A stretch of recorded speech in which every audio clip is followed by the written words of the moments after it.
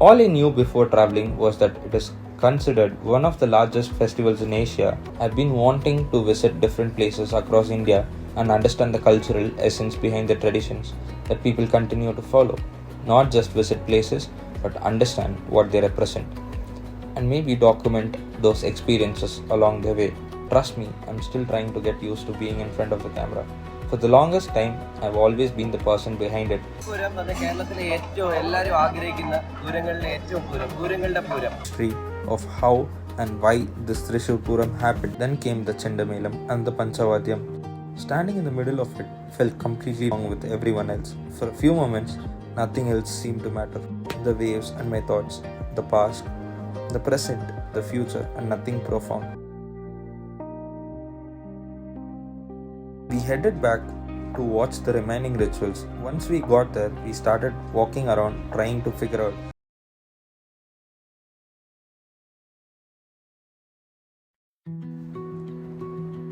Hey fractions! Today I'm here with a travel vlog and this time I'm traveling to Thrissur. We are going there to experience Thrissur Pooram, and to be honest, I had absolutely no idea what happens during the Pooram or why it is celebrated. All I knew before traveling was that it is considered one of the largest festivals in Asia and that you also get to see Asia's second largest elephant. That was pretty much the extent of my knowledge. I have a friend from Thrissur, and when I asked him if he wanted to join us, he told me that it would be extremely difficult to even get near the celebrations because of the crowd. According to him, traveling around the city that day itself would be a challenge, but recently I've been thinking differently about travel. As someone who enjoys photography and filmmaking, I've been wanting to visit different places across India and understand the cultural essence behind the traditions that people continue to follow. Not just visit places, but understand what they represent and maybe document those experiences along the way. Since Thrissur was relatively close to my hometown, I thought this would be a good place to start. So that's how this journey began. Just me, my friends, some music, a long drive, and absolutely no idea what I was walking into. We started from Coimbatore a little later than planned, and the reason was me. I overslept, didn't pick up the phone, and my friends ended up waiting for me. Despite all that, we made sure that the plan happened.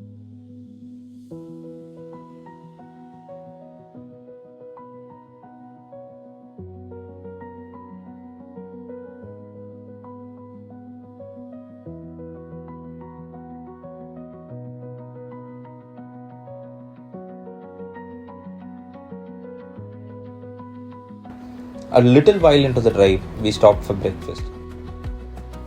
No matter where we go, we always try to have the local food and experience the place through its flavors as well.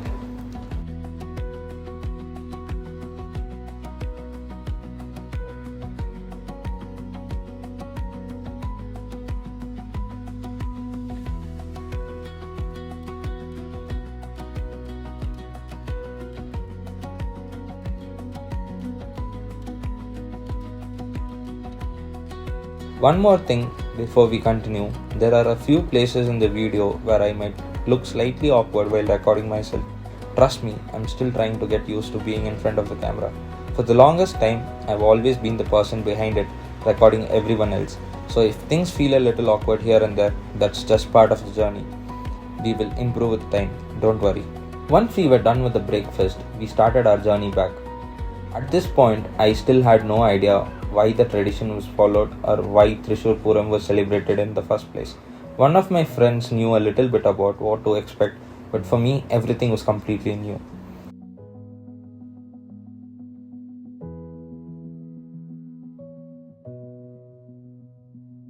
As soon as we reached Thrissur, I started noticing something. Almost everyone was carrying a hand fan, not a few people, almost everyone. I checked the temperature and noticed it was actually lower than my hometown, so I kept wondering how hot it could possibly get. A few minutes later, I got my answer. The humidity had other plans. Within no time, I was sweating so much that those hand fans suddenly started making a lot of sense. It genuinely felt like I was showering in the middle of the road. That's how much I was sweating. Naturally, we ended up getting hand fans for ourselves as well. We started walking towards the place where the crowd had gathered. One thing I noticed immediately was the number of buttermilk stalls around. They were distributing it for free of cost to anyone standing in the heat. Small gestures like that stood out to me. Nobody was asking anything in return. They were simply helping people deal with the weather. Once we reached the location, we started asking people around to understand what was happening next. People told us that the elephants would soon begin their procession towards the temple, that everyone had gathered here to witness it. It was thousands and thousands of people, families, friends, children, people who had traveled from different places, all standing under the same sun, waiting patiently. The elephants were massive. No matter how many photos or videos you have seen, standing next to one in person feels completely different.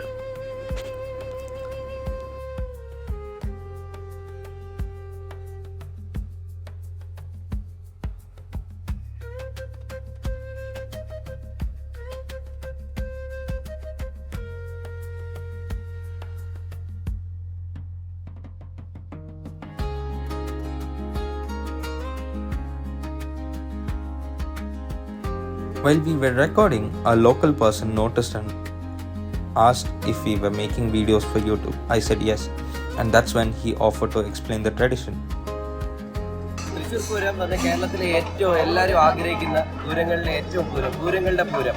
അപ്പോൾ അതുകൊണ്ട് തന്നെ ഞങ്ങളെ സംബന്ധിച്ച് മലയാളികൾ ഏറ്റവും കൂടുതൽ ആഗ്രഹിക്കുന്നതും ഏറ്റവും കൂടുതൽ തമിഴ് തെലുങ്ക് എല്ലാ ആളുകളും ഇവിടെ ഒരുമിച്ച് കൂടുന്ന ഒരു ദിവസം. ഇതവണ ഒരു പ്രോബ്ലം ഉണ്ടായതുകൊണ്ട് മാത്രം ഞങ്ങളെ ആ ഒരു വളരെ ലഘൂകരിച്ച രീതിയിലാണ് ഇത്തവണത്തെ പൂരം ഞങ്ങൾ പ്ലാൻ ചെയ്തിരിക്കുന്നത്. എങ്കിൽ പോലും നിങ്ങൾ ഓരോരുത്തർ വരുന്നവരെ ഞങ്ങൾ ഒരു ഗൃഹാതുരത്വത്തോടെ എൻജോയ് ചെയ്യുന്ന തൃശ്ശൂരിൻ്റെ പൂരത്തിലേക്ക് നിങ്ങളെ ഓരോരുത്തരെയും ഹാർദമായിട്ട് സ്വാഗതം ചെയ്യും. Welcome to you. After speaking to him, I became curious. I wanted to understand the history behind Thrissur Pooram and why it is called the mother of all Poorams. The story was fascinating. I actually want to tell you the history of how and why this Thrissur Pooram happened. So here is the story. When most people think about Thrissur Pooram, they think about elephants, fireworks and the famous Coimbatore. But the story of how it began is what caught my attention. More than 2 centuries ago, the major temple festival in the region was Arattupuzha Pooram. Temples from different parts of Kerala would travel there to participate in the celebrations. According to the traditional account, one year heavy rains delayed some of the temples from the Thrissur region. When they finally arrived, they were denied participation in the festival. When news of this reached Snehatheeram Temple, the ruler of Kingdom of Cochin, he decided to create a new festival in Thrissur. This new festival was centered around Vadakkunnathan Temple, and nearby temples were invited to participate in it. Over time, 2 major groups became the heart of the celebration, Tiruvambadi and Paramekkavu, and that is where the festival becomes interesting. When people first witness Thrissur Pooram, it can look like a competition. 2 groups arrive with decorated elephants, 2 groups arrive with musicians, 2 groups arrive with elaborate ceremonial displays. But if you look closely, the structure of festival is different from a competition. There is no final winner. There is no side that is officially declared superior. Instead, the festival unfolds through participation. The best example of this is the Coimbatore. Thousands gather to watch rows of decorated elephants facing one another. Above them are colorful ceremonial umbrellas. Then the exchange begins. One side presents a new display, the other responds. One side changes its umbrellas, the other responds with its own. The exchange continues, drawing cheers from the crowd. What makes Coimbatore special is not the umbrella itself. It is the fact that the ritual exists only because both sides participate in it. The ceremony is not about one side standing above the other. It is about 2 sides standing opposite one another and taking part in the same celebration. The same spirit can be seen throughout the festival. The Melam is not performed by a single musician. It is created by thousands of musicians playing together. The festival is not carried by a single temple. It is shaped by the participation of many temples. And that is the part of Thrissur Pooram that stayed with me.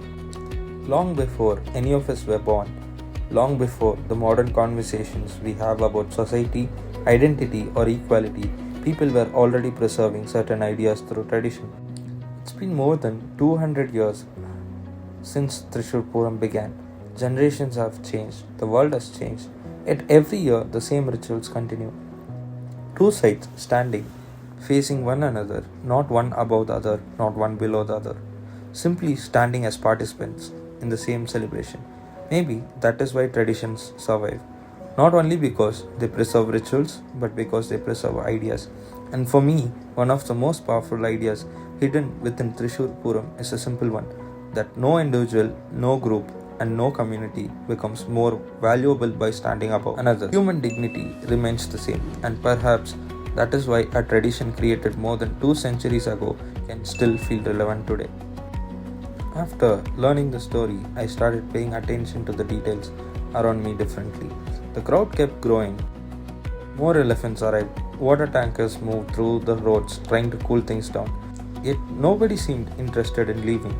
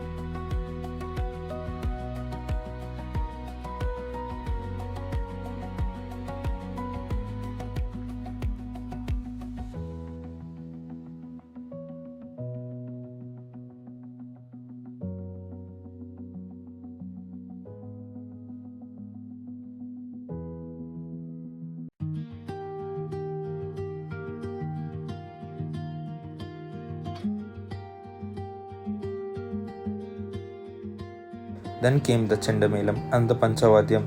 Standing in the middle of it felt completely different. The rhythm wasn't coming from one direction, it was everywhere. And before I realized it, I wasn't standing there observing anymore. I was moving along with everyone else. For a few moments, nothing else seemed to matter. We had a little time before the next part of the ritual, so we decided to head towards Snehatheeram Beach. On the way, I found myself looking at the countryside and the traditional Kerala houses. They have always fascinated me. After spending hours surrounded by people and celebrations, the beach felt like a pause. A place that's been close to me for a very long time. While everyone else was around, I found myself walking away for a while. Just me, the waves, and my thoughts. The past, the present, the future, and nothing profound. Just one of those moments where life slows down enough for you to notice it. And honestly, I think I needed that. I hope you enjoy the stillness of Snehatheeram through these visuals.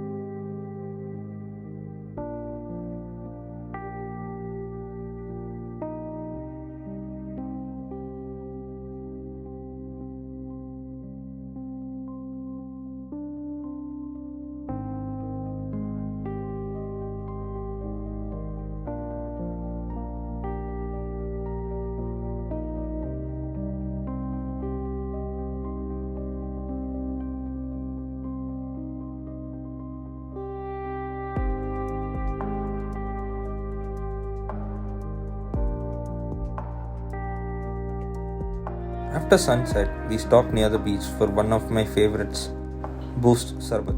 That's when I noticed this kid preparing it. The way he did it felt no less than watching a bartender at work. There was confidence in the way he moved. I stood there admiring the process. Eventually, I asked if he would be okay with me recording him. He was a little shy and hesitant at first, but he agreed, and I'm glad he did.